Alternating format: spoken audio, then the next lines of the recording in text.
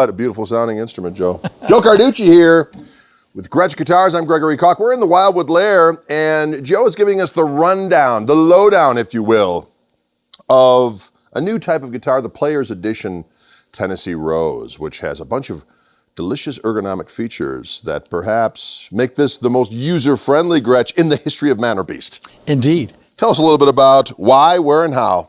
All right. 2016, we introduced a brand new series of guitars. They're called the Player's Edition.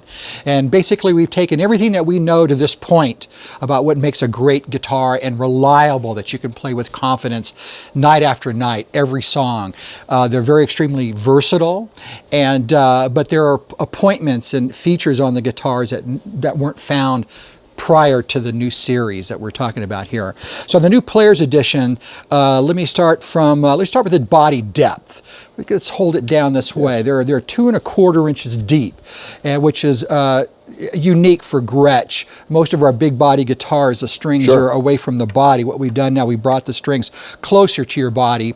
And so for those guys that don't own a Gretsch yet, if you will, and want to add a new... Yeah, used to a skinnier bodied guitar. There you go. So it makes it more familiar feeling, if you will. Yes. But it still maintains the tonality and the voice of a Gretsch, and it's certainly the look as well, which is real important to us. I always say that Gretsch is like an animal with its own stripes.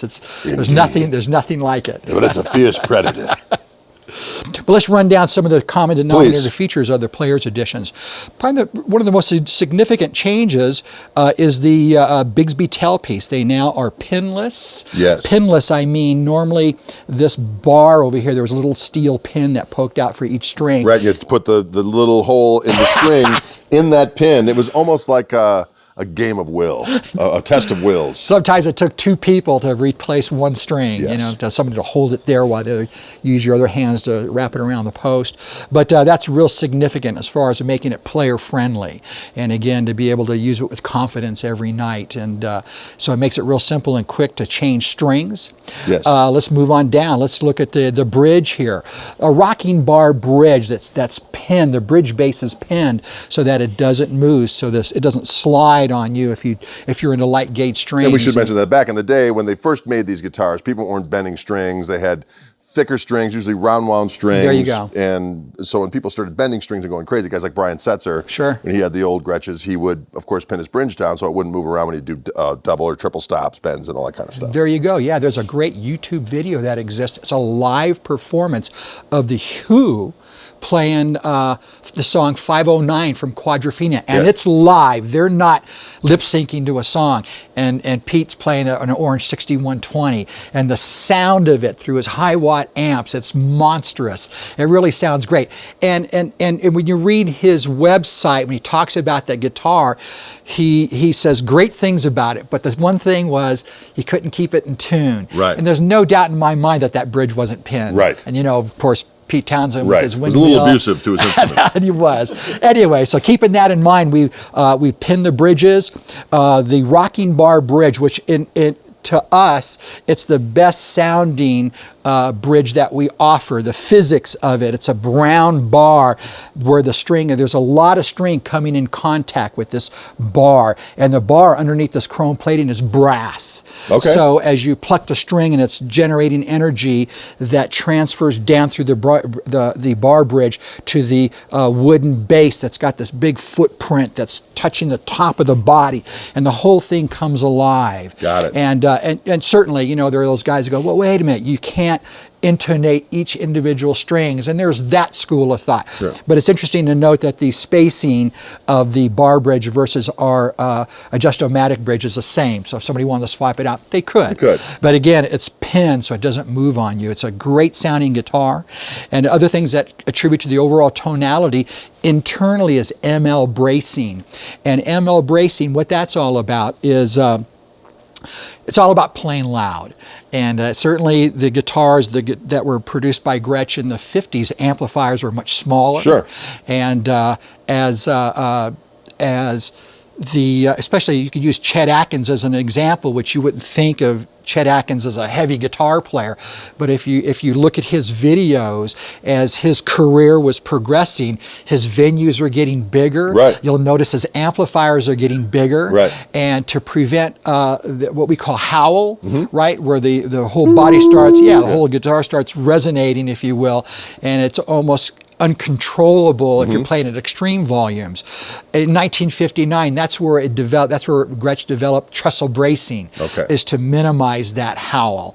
And ML bracing is the concept of trestle bracing, of stiffening the top and the back, and also synchronizing it so that when the body starts to oscillate, the top and the back do it at the same time, and it makes it more controllable. But ML bracing, whereas trestle bracing has 4 legs that connect the top and the back, ML bracing only has 2. So it still provides a big, wide open acoustic, electric type sound, but yet it makes it more high gain friendly if you like to play loud. That's what ML bracing is all about. And I get asked all the time, well, what does ML bracing mean? What does that terminology, those 2 letters mean? ML bracing, the guys who developed it, Masao Terada, Masao took his first name, who was one of the lead guys at the Gretsch factory in Nagoya, Japan, and Mike Lewis developed ML bracing as we know it today. And we've incorporated it now on all the new Players Edition guitars. They all have ML bracing. It's awesome. So, with the combination of what I shared with you so far, it continues. You'll notice that the tuning keys, these are Schaller locking tuners. Behold. It's got a big, nice knurled nut back there to grasp onto to lock the string down. And I still meet guys that have locking tuners that still want to put a bunch of windings on it and can still complain. It's superfluous. Yeah, that say, gee, but they don't work because they don't stay in tune. Well, it's not about a lot of windings. You got to just pull it taut, lock it, and you're good to go. Yeah, for the super quick string change. There you go. That's it. We incorporated paper and oil capacitors as Gretsch used in the Brooklyn, New York era on 60 Broadway in Brooklyn, New York. Paper and oil capacitors, the performance of it, when it's engaged, it adds a real nice soft compression to it, and it adds the overall tone of the guitar. It's a really great sounding element to the instrument for the most discerning guy that says he's probably on the internet right now. There you go. Finally, paper and oil. Sorry. Okay, also paper oil capacitors on the tone control. There's also a no-load tone pot. So when it's completely wide open, you'll feel it. There's a notch there that it sits in. Yeah. And when it sits in there, the tone circuit is completely out of the circuit. Let's just hear a little bit of that. And then just takes the top end and just mitigates it a bit. There you go. And then when it's up, it's completely out and glassy and glorious. I'll tell you what, it sounds good. The treble bleed circuit on the master volume. Yes. So again, as you roll the volume down, it still maintains the brilliance of the guitar.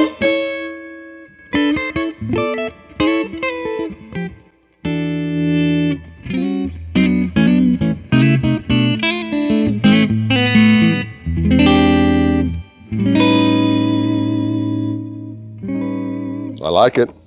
Let's see, other common denominators. The Tusk lubricated nut is common on all of the I hope that editions. no creatures were sacrificed for the making of the Tusk lubricated nut. Also comes stock. Tusk lubricated nut. Tusk lubricated nut. Say what now, Tusk lubricated nut? A little song called Tusk lubricated nut. I love it. Also, another common denominator are strap locks. Oh, yeah. That come stock with the guitar as well. And So again, basically all these ergonomic things that people have been doing to their guitars over the years to make them just more gig friendly, more There you go. player friendly. Yep, there you go. So from the most clean funk rhythms, that brightness.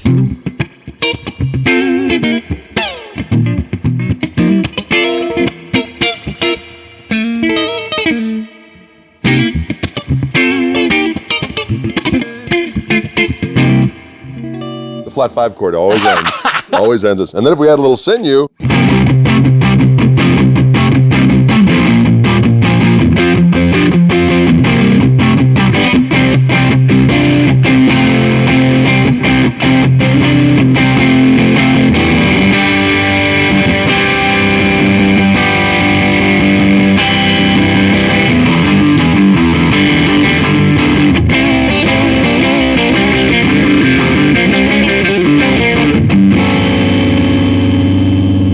Always gotta end it on that chord.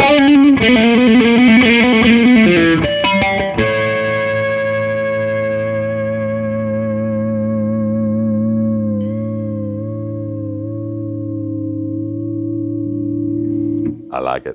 Every song, every night. It's got to happen. Let's hear that bridge pickup with a little bit of, here's clean.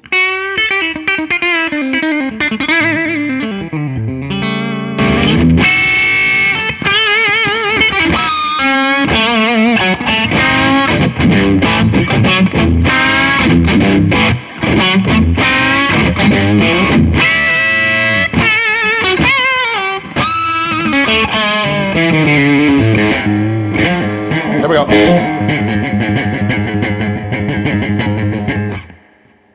You know, Greg, I always wondered what Albert King would have sounded like playing a Let's see what the hell he would have sounded like.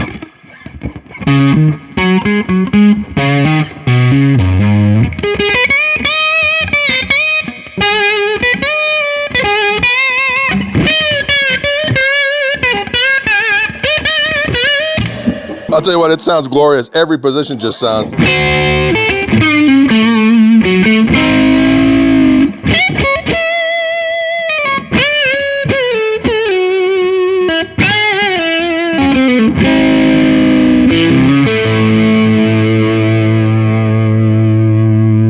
What I like is that it's still hollow, so it'll still start to do kind of a controlled howl. There you It's go. hollow, so it'll still do kind of a controlled howl. Say what? It's hollow, so it'll still do kind of a controlled howl. We like to rap here at Wildwood. I wish we could sell rap in some way, shape. We can sell guitars, but what do you sell with rap? Rhymes? You can't sell a new Wildwood package of rhymes.